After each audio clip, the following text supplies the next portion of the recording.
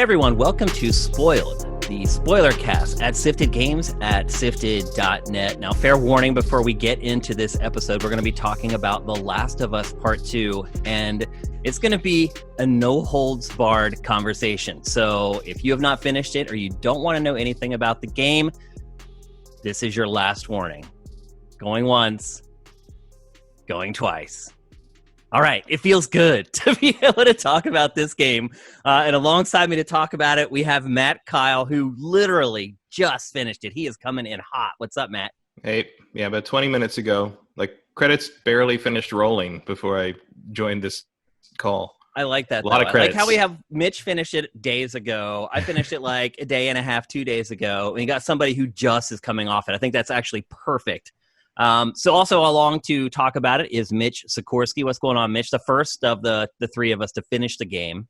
Yeah, I mean, I've just been digging into the internet because I can't talk about it. So, like, what else can you do? Just go on the internet. Yeah. It's and gonna that feel makes good. Me, to The Last of Us. Yeah, that's true. It's gonna feel good to discuss this game openly. It was that was one of the hardest discussions we've ever had on Game Face, I think, as far as trying to dance around some of the plot points in this game because it's so hard to talk about them because they're so integral to what really makes this game so special. So this is a part of Sifted's brand new podcast feed called Sifted Radio. This is an audio-only show. We highly recommend that you sign up for the podcast feed. Just click that podcast link or tap down at the bottom of the player. If you're on mobile, it will pretty much set up the feed automatically. If you're on PC, copy the URL, the web address, not the code that appears on the page, and paste that URL into your podcast app, and you're good to go. And we'll be having Spoiled on here, Sifted HQ, all of our audio-only content. So check it out. And with that, let's talk about The Last of Us Part 2 with no tethers. Let's start first, now that we've all finished the story. It's tough to even frame this because the game is really split up into two parts. And again, I'm so glad we can talk about this now. So basically at the middle part of the game, there's a confrontation. And then you start playing the game over from the perspective of at least what you believe to be the bad guy. So Bad girl. Yeah, so maybe we should give a quick plot synopsis. Essentially, at the very beginning part of the game, Joel is murdered by this group of people who used to be a part of the Fireflies, which was the group that was trying to find a cure to the pandemic. And of course, if you remember at the end of the first game, Joel storms in, basically kills everyone, then takes Ellie before they can use her to find a cure, which would have killed her. So this new girl, Abby, is actually the daughter of the doctor that Joel murdered. And she has been tracking him down ever since, trying to kill him. Now she's much older, much stronger. Holy cow. In the first game, she was like a teen maybe. What, about 13 probably? Ellie? Yeah, she's 13. No, not Ellie. Abby in the first game. I think they're just polar opposites, so I'm pretty sure they're around the same age. In the flashbacks, she's older. Yeah. Probably like 15. I think Abby's at the a little time. older. So she'd probably be like 20 at the time of the game. Yeah. Like I think Ellie's like 18, 19, and she's probably 20, 21. Yep. Yeah. So Joel and Ellie are living in this homestead, essentially, with a bunch of people. They're living a pretty good life. And then Abby... Which we saw the beginnings of in the first game. Yep, absolutely. Jackson. And then essentially what happens is Abby and the Fireflies track down Joel and murder him brutally in front of Ellie and let Ellie and Joel's brother go for the first time. And let them live. And then basically Ellie is set on revenge. She kills Joel. So she wants to exact revenge on Abby and the ex-Fireflies, and off we go. And that's really what kind of sets the whole plot in motion. So you play up to that first half of the game as Ellie, and then there's a confrontation where, to me, I thought the game was going to end right there because it was kind of all built up to that point, but it doesn't. At that point, you then kind of start over from day one playing as Abby, and you play from that other perspective. So now, Matt, now that you've played the whole game, what did you think about my assessment about maybe it would have been better if it ended at that kind of convergent point? Could not possibly disagree more. Okay. I mean, I do think the game was too long. Like, you're right about that. But I think it was too long in the sense of gameplay. I got tired of doing the same thing over and over again. As a story device, having you play as Abby is genius.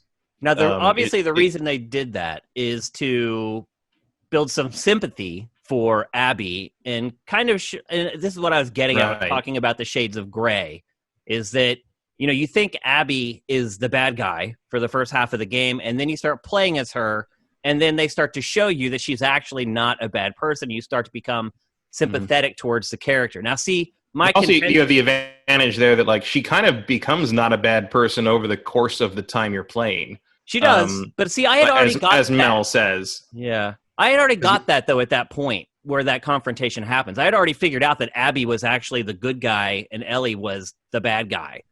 And you're right. I mean, they do a really good job of like pounding that home over the next 15 hours.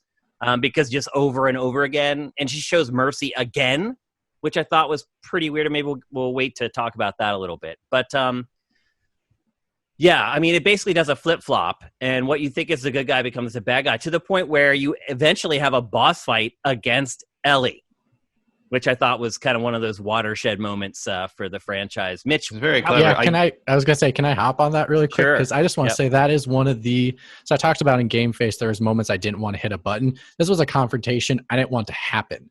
I literally the boss fight with Ellie. The boss fight with Ellie, because with the plot device, I was resentful to warming up to Abby until I did warm up to her by the very end of the game. But in the end, I still had my allegiance to Ellie. And so making that a boss fight, I actually really didn't want to do that. I was like, I don't want to fight her. I don't want to hurt her. And you have to. It's like just how the game works. But that was one of the moments I just did not want to do anything. I just didn't want that confrontation to happen. By that point, I didn't like Ellie at all. She had become the villain long before that moment for me. I was fine with doing that. My main problem with that fight is I have spent 30 hours hitting triangle to grab people I sneak up on, and now you want me to hit square instead? Fuck you. That's funny. Not to focus too hard on the gameplay, but come on. Yeah. Well, I was fine beating the shit out of Ellie after about 5 tries at that. I was like, yeah, you're gonna die now. I'm sorry. It was kind of cool to see her as a boss battle, though. Yeah, you're like, it was nice to see of like, oh yeah, this is like I would use this in this scenario. Like, oh, she's just gonna use her minds. Like, oh, I kind of know how that strategy would work. It was fun to see like kind of how scary it would be to actually have to fight her. Yeah, to fight you in a sense. She's basically as strong as you are when you play her. Yeah. So that was an interesting reversal there. And like she's kind of psychotic through the whole thing too, which is great. Yeah. But again, she had become the villain at that point for me. So that was, to me, was perfect. I was like, oh yeah, exactly. Like she should be like intimidating me and trying to scare me throughout the course of the fight. Well, I don't know if I wouldn't go as black and white as villains or heroes in this game, because I don't think there really are any. But I would say that by the end of Abby's section, you have probably come to the conclusion that Ellie is a worse person than Abby is. Yeah, I guess that's what I would say. Isn't that kind of the barometer that we're going by in this world? Yeah, I think that's fair to say, and I think that I don't think Mel's wrong when she says that Abby is a shit person and has always been. But I think we see her turn a corner on that over the course of those 3 days. And by the end of it, it's hard, even if you still are in Abby's corner. And I know some people who do remain in Abby's corner, or not Abby, or Ellie's corner, no matter what. Ellie, Abby. Didn't Mitch say that he still is in Ellie's corner? Well, I mean, at that moment, yeah. By the end of the game, I was wanting her to get. I was wanting her to find forgiveness. I wanted her to find her closure by the end of the game. But at that moment, I just didn't want to fight her because I still cared about that character. I may not agree with the decisions that Ellie made throughout that time, but I still cared about that person, and I didn't want that person to die. Yeah, I don't but like you knew she wasn't going to die. See, that's the other kind of issue with that plot device, is that you know that those stories at some point have to reconverge, and you know the characters that are going to be in that scene, so that they're going to survive up into that point no matter what. Not always. I would say in this game specifically, I would say that, this is more of Abby's game than Ellie's game, and so I was thinking like Abby would kill Ellie, and that could happen. They killed Joel. I mean, but no, Mitch, they have to make it to that scene again. You have to make it back to that scene where it all stopped, and then you start playing as Abby. All those characters have to make it back for that scene still. You know that. Yeah, but there's only one character that character. fit. Tommy, you know you're not going to kill Tommy in that sniper section. But that's it, really. I guess I'm talking in regards to the confrontation with Ellie. Like, she could have killed Ellie. Like that I did not think cross my mind to not think that they wouldn't kill Ellie. But how could he kill her if she has to be alive for the scene at the end? No, I'm It's talking after about this- Abby. Oh, is that after? Yeah, it's after After they finally come loop back around. That's right. You switch to Abby after she shoots Jesse and is holding Tommy gunpoint. hostage. Right. That's right. Okay.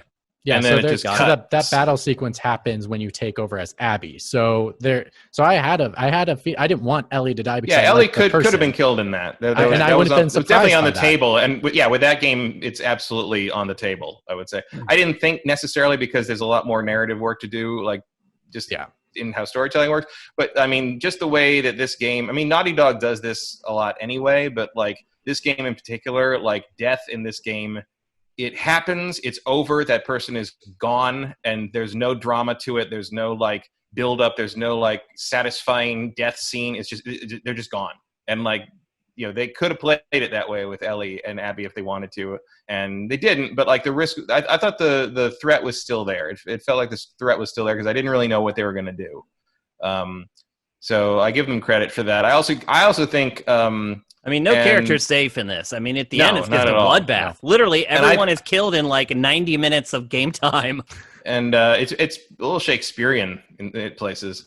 Yeah, I mean, you can just go down the list. Like, everybody just dies in like 90 minutes. And it's just so random. Like, that's when they replay that scene and Jesse comes through the door and gets shot in the head. Yep. Like, I mean, I gotta say, Jesse is the prime example of saying nothing is left, of they died and that they have to move on. Like there's no time to remorse for that person. She could say one word and say Jesse, and that's all she had to say in that moment to say remorse for what happened to him, because there's action happening. Like someone else's life is at risk right now. So it's one of those where it's just like death can happen at any moment. Yeah, and like also like the recontextualization using the non-chronological storytelling. Like it's not really a big deal when you kill the dog when you get in the aquarium as Ellie. But by the time you catch back up to that moment, or the moment after it, and you find Alice's body, like it's a completely different thing. Like because they built the relationship between Abby and the dog. Yeah, and everybody in the dog. Like it's and I like Owen a lot as a character too. Like I liked Owen before I liked Abby. Because Owen clearly wasn't in with this shit. Like Owen just wanted to go to his aquarium and get Joel away. is killed, he was kind of the one who stops them. Yeah, he's the voice of reason in that whole scene. How do you guys feel about, so Abby lets them go the first time, and you know the old saying, fool me once, shame on you, fool me twice, shame on me. And then later on in the game, Abby has another opportunity to end Ellie's life and lets her go again. How do you guys feel about that? That to me, I don't know. It didn't add up. I think it was a powerful moment. Like, you know, throughout that entire adventure, you were playing as Abby with Yara and Lev and kind of trying to find her route of trying to get out of the rut she was in, which was the darkness of the revenge and losing everything in that process and trying to say, how do I move on from this? And she kind of found something through Lev and Yara. And even though Yara died in the process, the moment I think it really was magically hit was when she held the blade to, I think it was Dina's throat, and and Ellie said she's pregnant, and she said the words "good," and you can see her face of like, I'm pure revenge right now. But it took Lev to say, Abby to say, I'm not this person anymore. I'm not that piece of shit that Mel told me I was a while ago, because I have found redemption through these people that I would never have thought I would ever find the light to. And so I think it worked in that moment that, you know, if she didn't have I think that moment is very earned. Yeah. No, I think it is, but I just think I don't know, it's just weird that they kind of went to the same plot device twice. And then for her to make the same decision twice after she got burned making that decision the first time. Yeah, well, that's what makes that decision hard. Like, yeah, that's why it's a significant moment, is because the last time she did that, it came back to bite her. And now she does it again because she's changed over these 3 days, and it does come back to bite her again because Ellie goes and finds her again. But the trick is, like, in that world, it's pretty reasonable to assume that you're probably never going to see that person again. And Ellie is just really contentious about things. And of course, from a larger narrative perspective, if she hadn't let Ellie go, she would have died on that pole. Let's actually talk about Ellie. I feel like we're talking about Abby too much, because one thing I would say is Abby's the big surprise. So yeah, I would also say and the one thing we really, really, really couldn't talk about. Yeah. I get why we talked about her first, and I do feel like perhaps if there is another game, it's probably going to be around her. I mean, she and Lev basically just took Joel and Ellie's place. I mean, now they've got... I would absolutely play a game with her and Lev. Yeah, I would too. I'd be into that. They've got the grizzled veteran with the young preteen, and she's the mentor, and now it's the whole cycle is just kind of repeating over again. But so anyway, let's talk about Ellie, because Matt, you just mentioned her anger and her rage, and a big part of the game. First of all, I do want to say that when Joel died, I was devastated, but I was very pleasantly surprised to see that it wasn't like he had died, that you end up getting to like interact with him. Like the scene in the museum with the spacecraft, that scene is just freaking amazing. I didn't want it to end because I thought it was going to be the last time those two characters were together. Yeah. It reminds me of The Last of Us Part 1. That's what makes it so special. You spend a lot more time with him. The scene in the museum with the dinosaurs and the space stuff is one of my favorite scenes in all of video games. It's amazing. It really is. Like, it's really heartrending. But anyway, Matt, something that you said about Ellie kind of sparked me off in this direction to talk about her, and that is her rage and how just insane it is. And a lot of the game, like in the flashbacks, like it goes to show her relationship with Joel before he died, obviously. And like their relationship wasn't good. Like I don't know. And I know part of it's probably she's trying to make up for the fact that they were on the outs when he died. I don't know if that, but is the anger rationalized? Because she goes crazy. I mean, it really is. It became kind of absurd to me. Like towards the end of the game, I'm like, really? Like, you're that angry? You guys weren't even like that close anymore. And then they do use that scene at the very end where he's having the coffee to try to show that she was trying to rebuild the bridge. How do you guys feel about all that? I think that's the whole point. Like, there's people that don't understand why she lets Abby go at the end, and they're not understanding what that scene is. She's not consumed with rage because they killed Joel and she lost her father figures. She's consumed with rage because she's angry at herself, because it took her so long to finally agree to start trying to forgive Joel, and she did it the night before he was killed. So the whole roaring rampage of revenge she goes on is not really to avenge Joel. It's to try to like take revenge on herself, basically, because she took so long to do that and then it was taken away from her. She can never have that closure with him. And she could have if she'd gotten over it faster. Not that she should have, because what he did was to take away her choice, and that was a terrible thing. But like, it's just that lesson of, when she lets Abby go, it's because she sees that flash of him on the porch in her memory, and she kind of and also she's had her fingers bitten off, Lord of the Rings reference. And she, because of having lost those fingers, she loses her ability to play the guitar, which is her biggest connection with Joel. What a great scene that was, when you pick up the guitar and you try to play it, and it just sounds awful because she's lost her fingers. That was one of the she loses everything that made me cry from that. Really great. I couldn't. It was so powerful. And to piggyback off Matt a little bit, of in a sense, you could also relate and say that she was angry at them because they took away that moment from her, that opportunity to forgive him.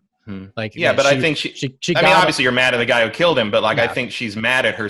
It was never about Abby. It was always about her rage at herself and trying to direct it outwards because she didn't know what else to do with it. And in the end, like in Game Face, I made the note about how when she plays like the music and plays the music on the guitar, like it's a really nice kind of narrative theme of these horrible people, these people who do these terrible things still can create these beautiful things, whether it be the moments between Dina and Ellie, or Ellie playing the music, or Joel sculpting the horses you find in his house when you look through his house after he dies, or even Jesse and Dina creating JJ the baby. And by the end of this, because she gives into this rage at herself, because she doesn't think her life matters unless she sacrifices something, unless she dies early. She loses all those beautiful things in her life. She loses the ability to make those songs. She loses the baby. She loses Dina. She loses that house, that home that they had dreamed of when they were walking through Seattle. And she leaves it all behind and walks off through a field to go God knows where.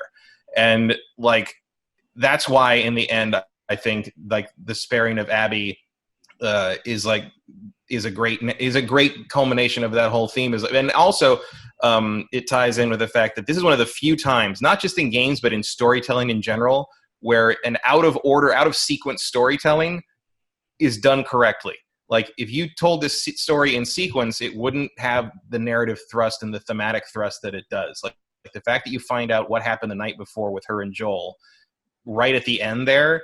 Like, how about the fact that that's the knife twist? One of it's the really first well scenes done. they ever showed of this game was one of the last scenes in the actual game. I was kept actually waiting. thinking, I'm like, I guess it's not in. They're not going to. That's what I thought. Yeah, I thought it was like one of those things where the trailer was like, yeah. But I kept thinking that actually, even the gameplay segments they showed were like 20 hours into the game. Yeah, like, some of the stuff they showed, they were. You remember that first, not the first teaser with the guitar playing, but like the second thing they showed was Abby and Lev and Yara being like dragged and hung by the Seraphites, and they just introduced like, them as who the the fuck factions. are these people? Yeah, they just introduced them as like the factions. Yeah. Well, that's where you also meet two of the big characters that carry the rest of the game. You know, they basically save her. And it's a great example of how spoilers aren't spoilers unless you know the context. At the time. Yeah, exactly. It's like people didn't know that like parts of the end of the game were right under their nose all along. Well, and they also did a good job of tricking people. And I'll get back to what we talked about, but they did a good thing of tricking people, because the moment when Jesse touches Ellie and says, "You think you're going to do this on your own?" Actually, the trailer, that's Joel. So they purposely trick you in that trailer to say that Joel is still going to be alive. And so like that's where the spoilers, I looked back to see what they were when they got released early. Did you go back and look at the spoilers after you had finished the game? Yeah. To see what people had posted? Exactly. And so was it all accurate? The only thing was missing, they said that Abby was transgender. And I think they were just making that assumption because she was buff. The way she looks. Yeah. Yes. But there was a transgender character, and we'll probably get to that later. But they said that basically Joel gets killed with a golf club by Abby, and you play as Abby. But it didn't say when, and so I think the trailers kind of showed that you'd think that you'd be playing with Joel and Ellie for quite some time, but little do you know, you take control of Abby really early, and all of a sudden betray Joel, and you kind of feel like you betray Joel as the player. I think that's brilliant. I felt bad because I was like, why? I led him to this area and I just killed him. But the expectation of playing with Joel and Ellie is weird to me, because I remember when they first premiered the teaser, everyone thought he was dead. And Shane and I even were like, "Oh, maybe he's dead." Maybe it's like her memory ghost. of him, or like a ghost or something. Yep. Like I never really expected that they were going to repeat it and have you play Ellie and Joel again. Yeah, I wouldn't want that anyway. No, I didn't think that was going to happen either. And I think this is just another example of like, okay, surprise me story. Oh wait, no, not like that. Like it feels like you didn't really want it to take risks and do daring things. You just wanted to like I don't know, have a twist ending somewhere in there somewhere. But I much prefer. I mean, obviously I like Joel. I love Troy Baker's performance as Joel, but we still got that peppered throughout the game. Like Shane said, like it wasn't the last we saw of him. He was still a significant presence. He took like a victory lap throughout the game, which I was happy about. Literally, like I thought that scene, it had me all choked up because I was like, "This is it. This is our last moment with Joel or whatever." And then no, I was wrong. Also, I should mention in some interviews over the last week, Neil Druckmann said that for the first half of the game's development, Ellie killed Abby at the end of the game. And they said halfway through development, they said that they decided that it was not in Ellie's character to not have at least a ray of light. And so they decided that she would let her go. So initially, she killed her, which I'm glad that they changed it because the game is so bleak. It's like there are some moments that's too predictable. That's too easy. Well, and they also said in the development of it that they, like, when they decided they weren't going to kill Abby, they ended up not showing that scene with the flash of Joel on the porch. That it was just going to be her letting them go. And I think they said through playtesting, many people were confused and didn't understand of being like, you're just going to let her go? Like, what the hell happened? She's killed everything the whole time for the last and they said 3 the days. one flash was the thing that was going to make the difference. Yeah, I think that flash subsequently, and then you see where the flash comes from immediately after. I think that's very important. Very clever. Yeah. But to go back quickly to Shane, what you were saying about Ellie's rage, I think it's very surface level at the very beginning because you don't have the context of understanding of Joel and Ellie are having a falling out right now. You don't have that context until later. Yeah, there's no reason to assume that. And I just thought it became unrealistic after 30 hours. I was think just like, as the really? story I've went never on, seen someone so pissed off in my life. But I think as the story, as Matt has pointed out in regards to telling a story not in chronological order, is that those moments that they feed throughout it, you understand that there's much more complexity to where the frustration is coming from for Ellie, and that it's more than just surface level rage. I think what I discovered with Ellie over time is that she is a teenager. And like, so when she finds out about the pregnancy, she's not like the grizzled, like zombie killer. She turns into like a 16-year-old girl who just found out that her girlfriend got pregnant. And that was one of the things that kind of struck me as on her character arc was she doesn't really grow up until like the last scene of the game. Like you never see any growth from her until that very moment. Well, I think that's intentional. I think that's intentional, and it's also symbolic in the sense that she thought she was going to sacrifice herself to make the vaccine. Yeah, and her whole thing is she's angry. It's why she, that last scene with Joel, she's upset that like he's asking about being with Dina, that Dina would be lucky to have her because she doesn't think she should be with anything or anyone because she thinks she should be dead. Like her purpose, she lost her purpose, and she wants purpose in her life. And even though and that's why I think the powerful scene with Dina and the baby and the farm and the first time is so powerful because she has everything.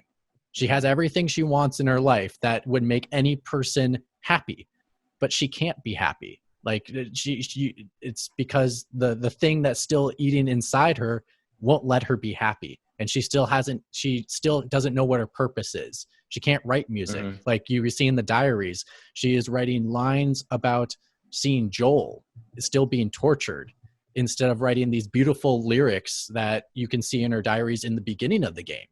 So you can still tell that internally she still hasn't found that purpose. And it isn't until she lets Abby go that she says, now I need to find my purpose. And I think that's the symbolism of leaving the guitar, leaving everything behind to say, I need to take what I had, leave it, and now go find what's my new purpose in life because I need to move on. Although you better be keeping those cards in your backpack because I spent a long time picking those up.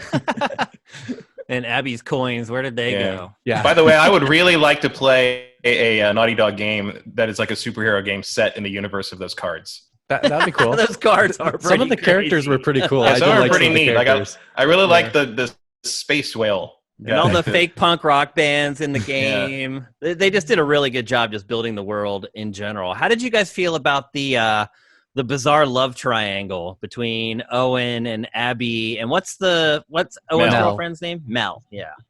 What do you think about that? Well, first of all, I think people were probably surprised to see Abby hook up with a guy, maybe? I was surprised. No, I wasn't. You weren't? You could tell from the beginning she was in love with Owen from the start. So like, the very first scene you play as her as, like, they're playing with that a little bit. Yeah, like but she was like resistant though. He was always the one trying to push the relationship, and she was always the one pushing him away. Yeah, but then finally in that scene, it just goes haywire. But in that had a relationship before scene, that. But they're together in that flashback to when she's very young, when she's young with her dad.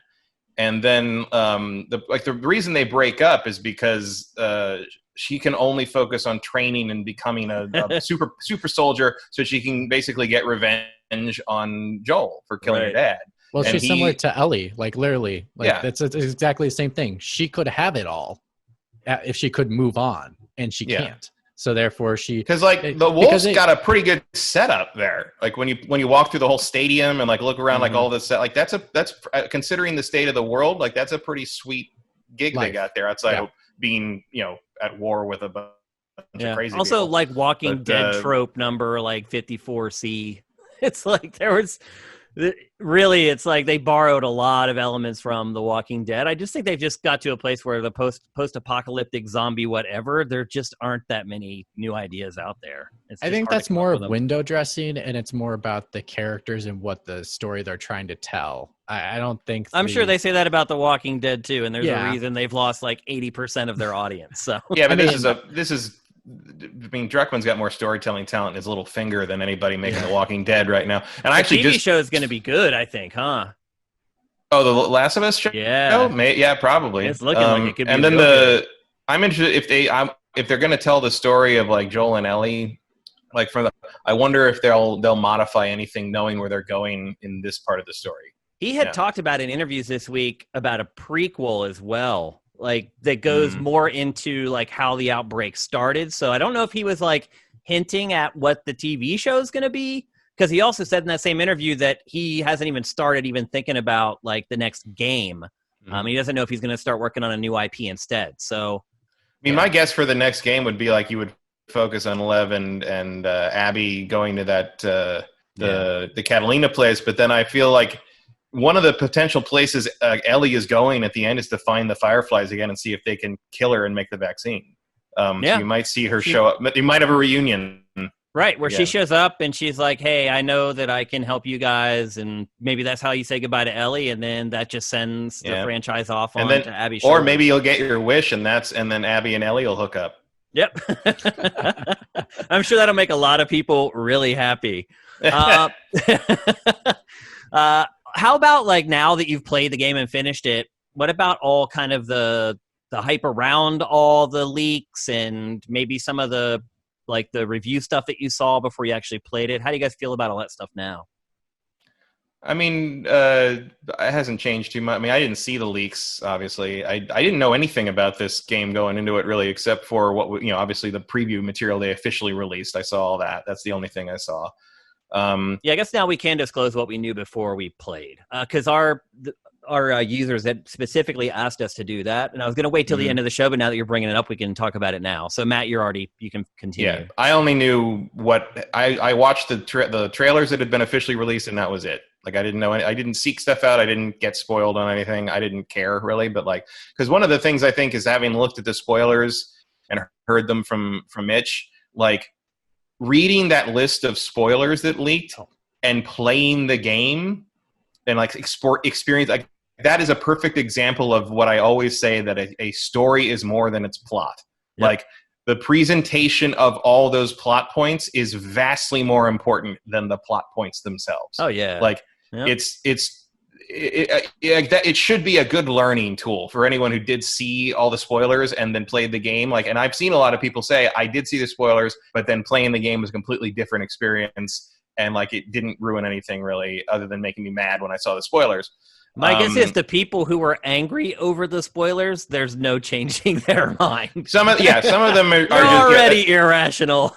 Yeah. Well, I said, like, one of my friends did ask me, like, why is everyone, he finished it and he's like, this was amazing. Why is everyone so mad about it? And I said, there's two groups of people who are mad about this. Number one, there's a bunch of straight white dudes who are upset that it didn't focus on them. Yeah. And two, it's a bunch of people that, like I said before, said, story surprised me. No, not like that. Yeah. So two different groups, I think, that are very. The reaction is actually relatively similar to The Last Jedi in that regard. There's people that are upset for like kind of like pseudo political reasons, and there's people that are upset because they weren't ready for this thing to challenge them in the way it did. Okay. Let's move to wrap it up. I have 3 questions I want to ask you guys before we get out of here, but I think each one of these is probably going to generate a good bit of discussion. So the first thing I want to ask you guys is, what was your favorite character in the game and why? Matt, you can start. My favorite character is still Ellie. I really like just sort of her sense of humor. I think she's very funny in a dark way. She reminds me of one of my friends who is similar age and like reacts to things similarly, which I like. She's also not as angry and murderous, but like it's still a parallel there. Like I identify with her rage about things she can't fix. I think that's one of the things that makes her a really interesting and compelling character, if not necessarily someone you'd want to invite over. is that like she does have those dimensions to her. She can be a monster, she can be a murderous creature, but she can play that guitar, and she can be a good partner to Dina, and she can carry that baby around the farm and pet the lamb and herd the sheep and all that stuff. And like there's she feels like a complete She's domesticated. Yeah.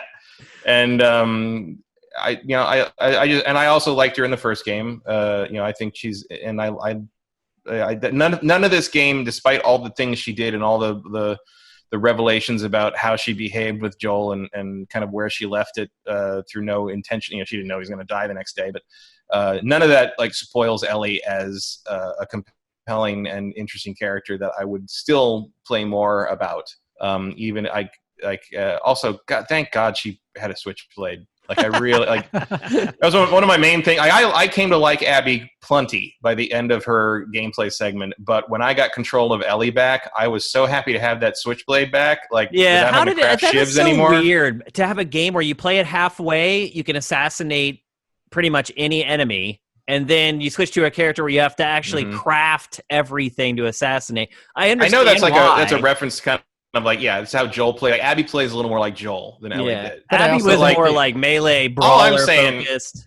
Yeah, and all I'm saying is like, look, in this world, how does everyone not have a combat knife? Like, well, especially her. There were lots of absurdities. Abby like just that, like they just hand out weapons on the way out. I'm just like, give me a knife, you fucks! Like what? Like that's the thing I will use the most. Like, come on. There's stuff, but I also think, but I also think Abby, like they balance it out with Abby with giving her a lot more firepower. So like including the crossbow where the arrows are more retrievable. So those are kind of your shiv. Like, I also did miss the. I also missed the when I did switch to Ellie. I did find myself missing the incendiary ammo for the shotgun. Oh yeah, man, that's so much really fun. Nice to have. Yeah, it's so really Mitch, nice. wait, we were getting off track. Mitch, what was your favorite character and why?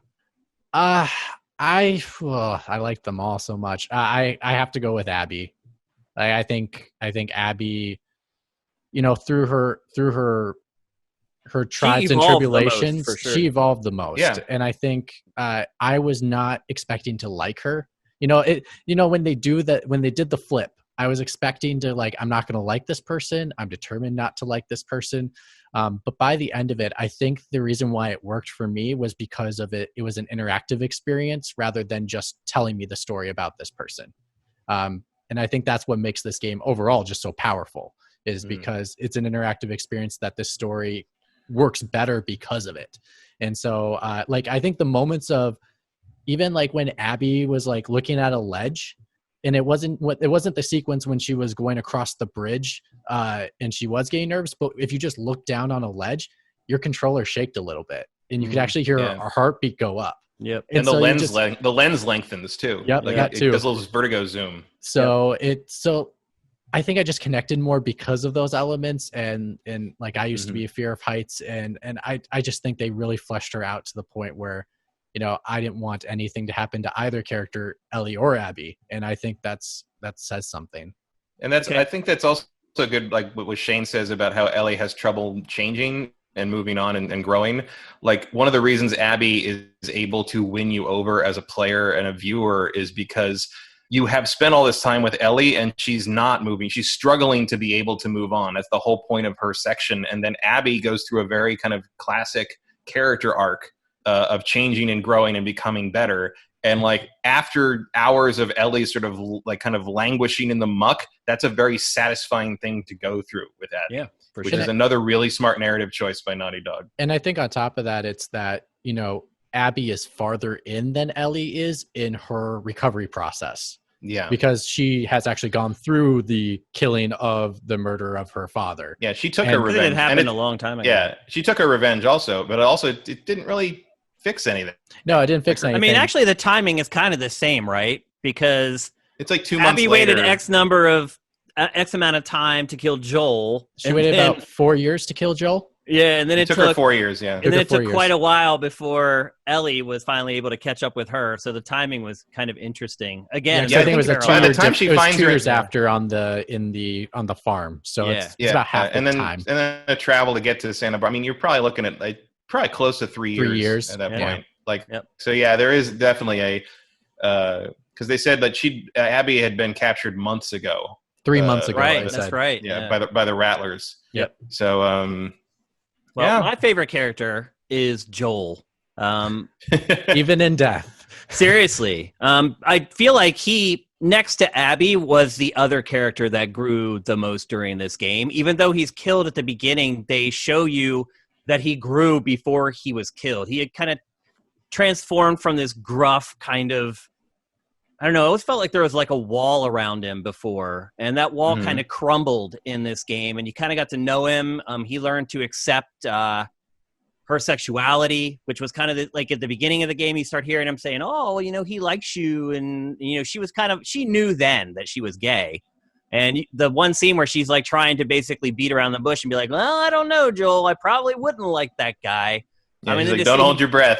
Yeah. And then to see him kind of accept it at the same time where she accepts that she needs to forgive him as well. Like as Matt said, the scene at the museum, one of the most amazing scenes I've ever experienced in a video game. Seriously. Just I also incredible. I think you're right in that the old previous games, Joel would not have accepted the idea that he took that decision away from her. No way. He'd have fought it the whole way. Yeah. And absolutely. I think on top of that, to even piggyback on that even more, I think Joel would have not followed Abby to that house if he didn't let it, because he and Tommy literally are saying, like, ride back with us and fill up before you leave, because he believes people are good again. Yeah. Like, he doesn't have to have that barrier up to say, like, these guys, I need to check them out to make sure that, like, who's bad, who's good.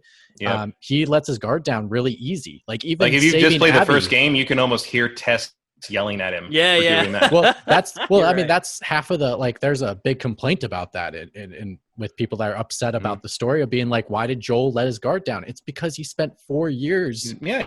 He's Like, been there 4 years. in society, and learning that he can let his guard down again. And, you know, obviously the one time he does, it bites him in the butt. Yeah. But in the end, I do appreciate it shows that growth. Naughty Dog let us down easy. Like, obviously the death is a shock, but like I said, I was like traumatized when that happened. And I'm like, how does the rest of this game, like, how is this going to go? And then, you know, they kind of let you dovetail your way out of the relationship with Joel, but never let him go completely, right down to the very last scene. You see a flash of his face. So I think Naughty Dog handled that character, considering they kill him off in the first like act. I think they handled that character very, very well. So he was my favorite. Next also up, with Joel, they start the first scene is with the guitar that he makes for her. The last scene is with the guitar. I thought that was really cool. And I also like the mirror of one of the last things she says to him in this game is also okay. Yeah. Because at the end of the first game, it's the last line. Yeah. And this time she says it with a very different meaning. So yeah, for sure. I love bookends. There's just all kinds of really clever stuff like that in this game, callbacks and other things like that. Oh, I also forgot to mention what I knew before I played the game. So I was 100% pure up until the week before the game came out, and an episode of Pactor Factor went on YouTube that talked about The Last of Us Part 2 leaks. And what happened was we vet all the comments on YouTube before they go live for obvious reasons. And I was vetting comments, and one of the comments was, they're angry because you play as Ellie and Joel's murderers. Oh, And murderers. Okay. Yeah. They clearly had that a little wrong. And I was very angry, but at the same time, I was like, I don't know if it's true. I hope it's not true. And then sure enough, it ended up that it was. So I tried to fight it when I first started playing the game, but obviously I realized very quickly that that was actually right. So some jerk ruined it a bit for me. Literally, I made it the whole time until the week before the game came out. And that episode of Pactor Factor went up on YouTube, and some jerk on there ruined it. So, do you think it affected you in the sense of, I know you said it would have been perfect if it ended before you switched to Abby. Do you think that has a little bit to do with finding out that you switched to her? Subconsciously, maybe it could be. But I'll be honest, like, I didn't believe it. Like, I didn't know, like, only after I started playing it, I remembered the comment then. Like, I didn't kind of remember it when I was actually playing it at first. And then when this stuff started happening, I was like, oh, that little jerk, he actually was telling the truth, because a bunch of people tried to do it. There was like 5 of them, but 4 of them were just obviously they were just being like jerks and just making stuff up. And that one was like just straight into the point. And I was like, it like caught my eye. And so, yeah, it was kind of seated in the back of my mind somewhere, and it could have had an impact on it. in hindsight, like I obviously understand why they did it that way, but I think that was for me was almost like 20 hours. Maybe it took me a little longer to get to that point than other people, but I think I was around 20, maybe a little less at that point. Yeah, you guys took longer on this game than I did. I was like at 21 hours, I was done. No, I was definitely closer to like 30, 35. Like, yeah. Also, I compulsively have to look in every damn room. Yeah, up until I the last. Like, I think it was like there were a couple moments where I was like, okay, I can move on. Or one time I accidentally moved on without wanting to because there's a lot of points of no return that are irritating. Yeah, but also, like, I like to poke around, and it's one of my favorite things in like kind of exploration games. This is one of the strongest things I think in like Bethesda stuff too, when they get it right.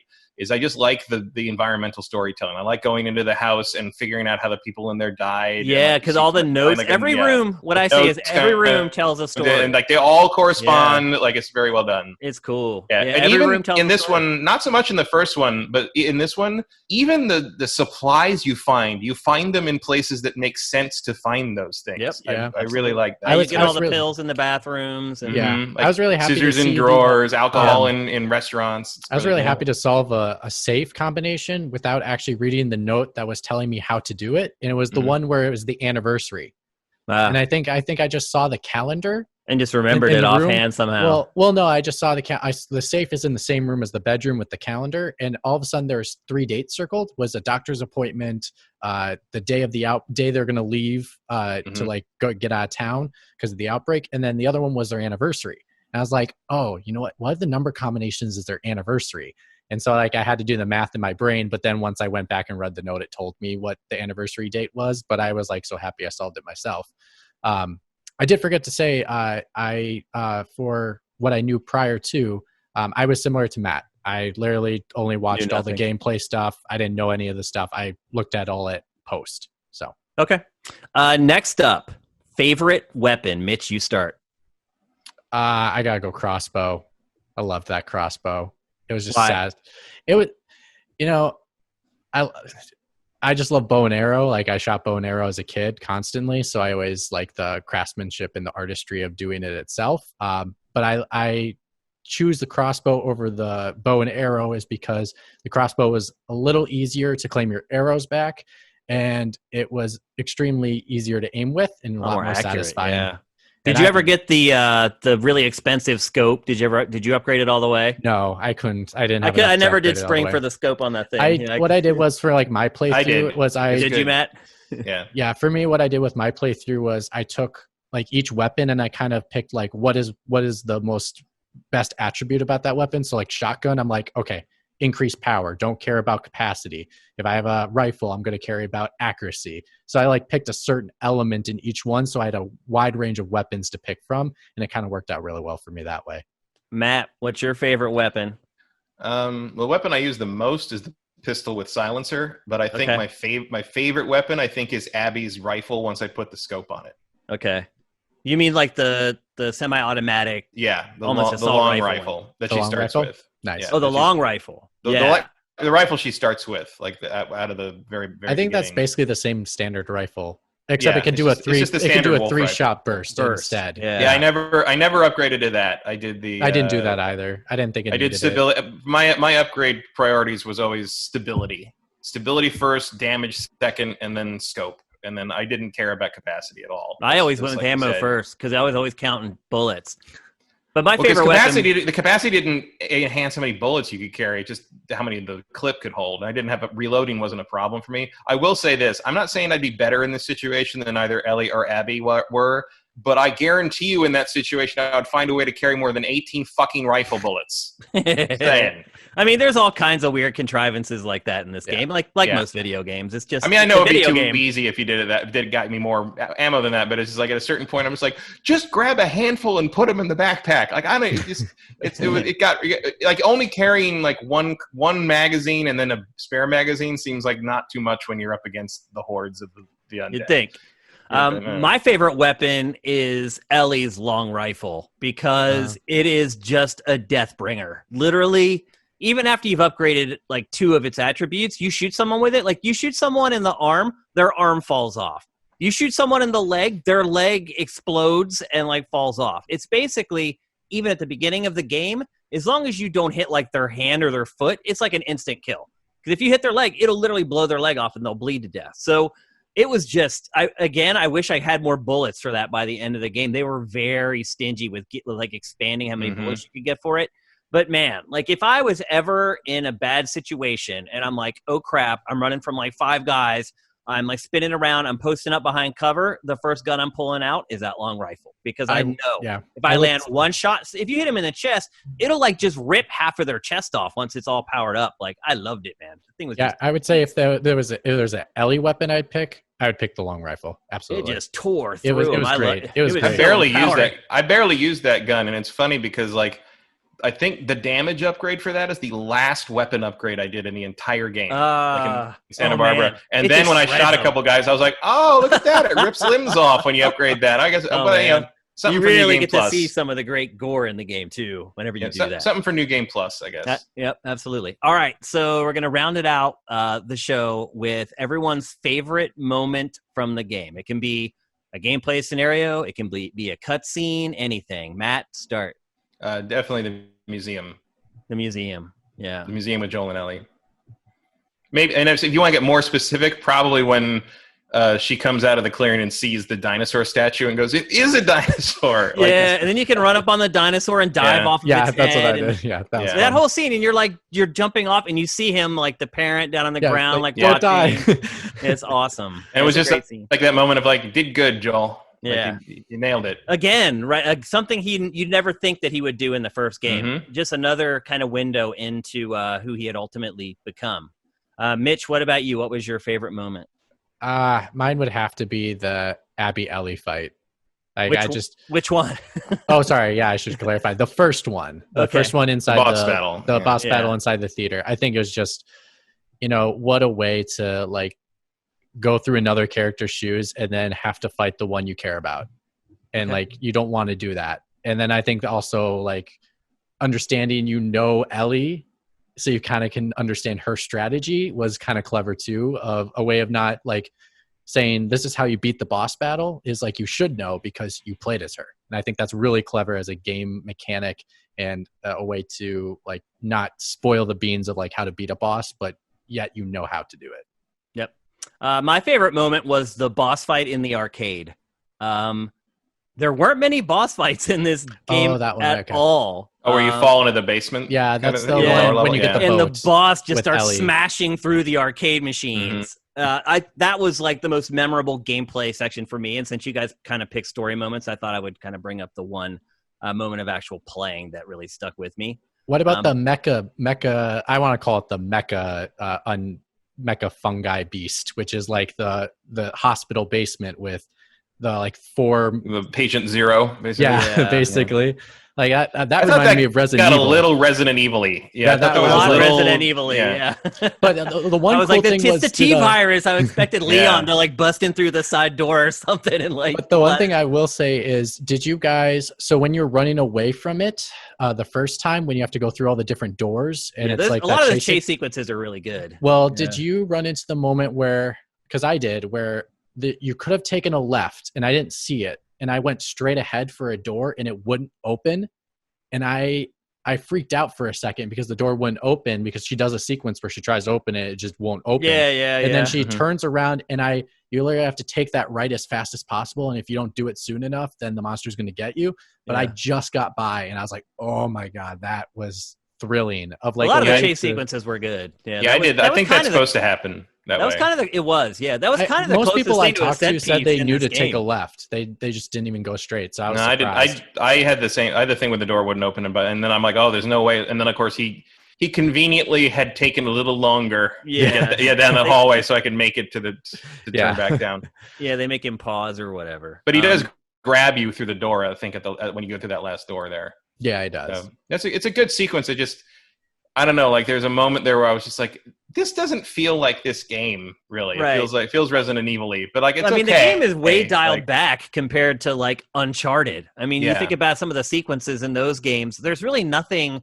There are no real set piece moments in this game. There aren't really a lot of boss fights. It's just not a ton. Like it's like some horse riding stuff and some stuff where you're on the Jesse driving sequence. The driving sequences, yeah. It's just like also like you can't resources are so limited in this that you can't, it's not, you can't really do what Uncharted does, where like when a big sequence happens, like sometimes they'll just completely take ammo limits away from Nate. Like he'll just, you can shoot forever kind of thing. Which they kind of did in that boss battle because they had ammo everywhere. Like they did ammo and health. They give you the resources to deal with it. Yeah, and I think the one thing is good. I think in the context of in the world, it kind of made a little bit of sense of saying like these were there for that long that they kind of fungied together. That it seemed within the reason of this would make sense. Yeah, it does make me wonder. Like I feel like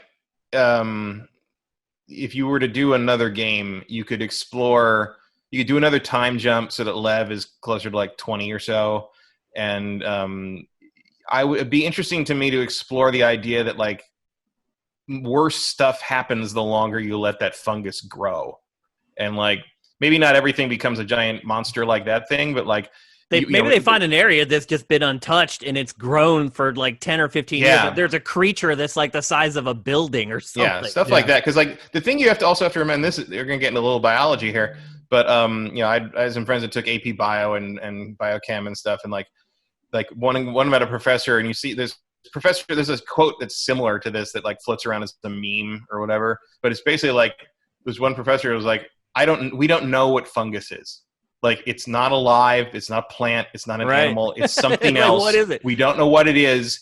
Do not ask me to explain mushrooms to you. Nobody knows what the hell we share the alien life form. And like, they can be beneficial. They can be delicious. They can kill you in seconds. They can be the size so small you can't see them. There's a mushroom. A fungus might be the largest living thing on the planet, like a giant colony that takes up square miles, and like they're very weird. And of course, the cordyceps fungus that is the thing that causes this plague is real. It's a real thing that takes over the brains of ants and makes them climb a stalk of grass or whatever and hold on to the end of it, and then it busts out of their head just like in the game and sprays its spores out. That's how it proliferates. Infects colonies. It can. The only thing that Naughty Dog did was make it infect us. Right. So and that's also why it looks like, I was saying this last night to one of my friends, like, I don't get grossed out by stuff in games, much like the gore in this game doesn't bother me really. No game really bothers me. I've seen too many already like horrible movies for that. But like the thing that bothers me like physically in both Last of Us games is the way they render like the big chunks of fungus that grow on the wall. Yeah. Like the big slabs of it, like the slices of it that come up. Like I can look at that and I know what it would feel like to touch it. And it grosses you out. Yeah. I just hate it. And it's like such a testament to how good those graphic artists and those texture work is. Like they just nail it every time. Like it's really, I mean, I'm grossed out in a way that makes me admire Naughty Dog. I should be clear, but like I wouldn't want them to change it. But like it is really gross. So sequels, guys, to close out the show. Should there be a sequel? And if there is, what should happen? I'll just start by saying I don't know that there should be a sequel. All the characters that I cared about are dead. Ellie might as well be dead. So I don't know. I feel like they may have just capped it perfectly. So maybe I would say if they're going to do another game, a prequel might be something I'd be more interested in. What about you, Matt? I don't think it needs one. Yeah. I mean, they did a damn good job of closing it out. I think we're going to get one because this thing is selling through the damn roof. Yep. But like, if they did another one, I would like to see it focus on Abby and Lev and like kind of what the Fireflies have become, and maybe have Ellie as more like a cameo appearance, or even a premise you could use for that would be like Abby and Lev reach that Catalina place, and at some point they find out that she knows the immune girl. And they're like, well, you got to find her. Yeah. And she's like, I don't ever want to see her again. But like that becomes sort of the question. Like going out in the world to find, like, figure out where or Ellie went. And like you could kind of just sort of follow her trail of destruction. Like you will know Ellie by the trail of dead. Like as you work your way through the Southwest or something. I could get behind that. Okay. What about you, Mitch? I'm kind of similar with you guys. I don't want one. I mean, Matt, to piggyback off yours, because it sounds really nice, it would be interesting if Ellie had a family and like would finally move on, and then be like, she'd have a dilemma to decide whether she would like to keep her purpose of humanity, of like the way she's live her life, or sacrifice it for everyone else. I think that would be an interesting play for Ellie as a character. But anyways, that could also actually tie in with. They could tie in with what I said about the fungus getting worse as time goes on, or like finding some horror. Like something happens to it that makes it worse or mutates it to be worse, and like the vaccine becomes even more important than it was. Like we need to do this, or we are not going to live another 5 years as a species. And of course, like you say, Ellie has found equilibrium somewhere, and now you have to convince her to make that sacrifice again. To stop doing yoga and die. But yeah, I don't want a sequel. I really don't. I really think this is a book-ended story between part 1 and part 2, even though I thought part 1 was pretty good as it's a standalone self, and I didn't really think it needed a sequel. But I mean, if they make one, I kind of have faith in regards to the storytelling from this team, because again, how could you not? This thing is remarkable in so many ways that I can't even. I would love to see them tackle a new IP, because I think there are a lot more interesting stories they could tell with a fresh slate.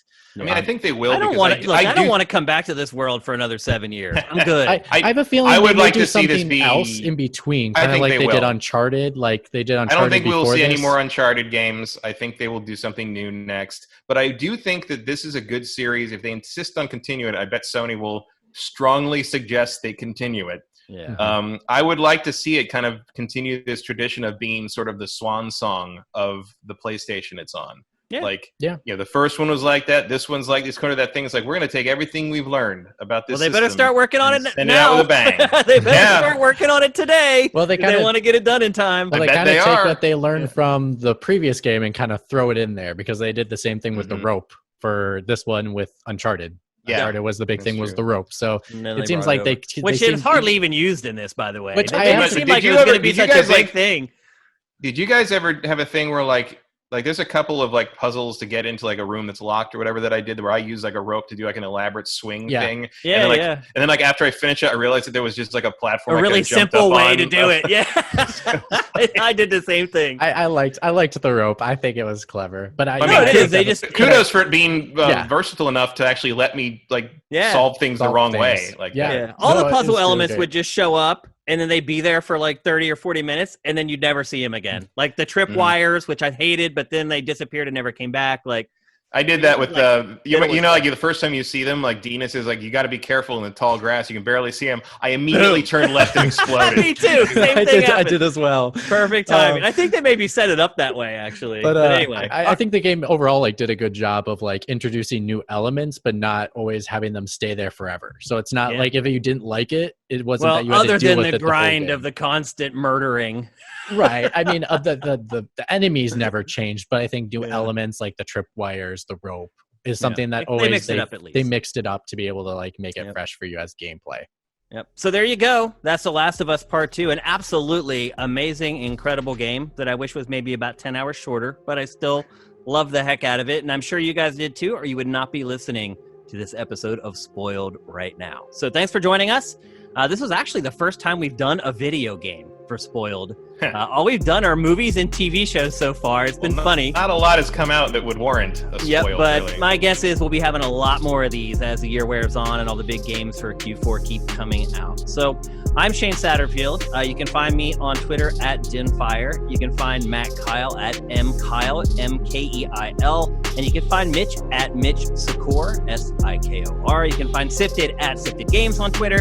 And if you like what you're listening to and you're out there in internet land listening to the audio version on some podcast app, head on over to patreon.com/sifted and kick us a couple bucks. We have a bunch of other content that we do as well, and you might want to check it out if you may like it. So on behalf of my boys, had a lot of fun talking to you guys about The Last of Us Part 2, and we'll see you next time.